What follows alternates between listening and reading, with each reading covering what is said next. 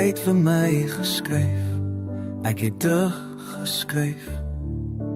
Hier het gevoel soos tyd wat verwaai. Toe jy sê jy kom kuier vir die naweek, het my hart begin klop soos donder weer se treen. En toe jy opdaag, was dit soos 'n droom wat leef. Jou oë het met myne gepraat sonder woord. Jy het langs my gesit en skielik was dit stil. Maar binne daai stilte het ons liefde geblom. Ek wil nie hier jy moet gaan nie. Hier by my voel jy by die huis. Ons het ure gesels tot in die oggendure. Ons was nie moe, maar ons harte vol liefde. Ek het jou nog net 'n keer gesien, maar het voel soos ek jou my lewe lang ken. Ek het jou vasgehou, jy het my vasgehou. En nou weet ek het liefde gekry, toe ek jou vashou.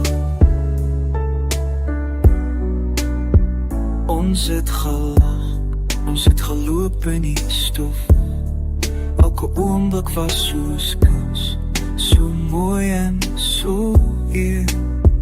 Ek vir jou koffie gemaak op jou manier. Jy het gesê dit was soos liefde. En toe lag jy weer. Jy het op my bed gesit, voete kou so die vloer. Ons het stories vertel, gepraat tot ons moe was, maar toch het ons aangehou praat. Maar stilte tussen ons maak ook nie sin. Ek wil nie, hey jy moet gaan. Hier by my voel jy by die huis. Ons het ure gesels tot in die oggendure. Ons was nie moe, maar ons harte vol liefde. Ek het jou nog net 'n keer gesien, maar het voel soos ek jou my lewe lang ken.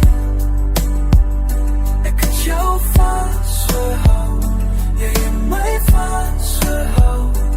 En nou weet ek het liefde gekry, toe ek jou vashou.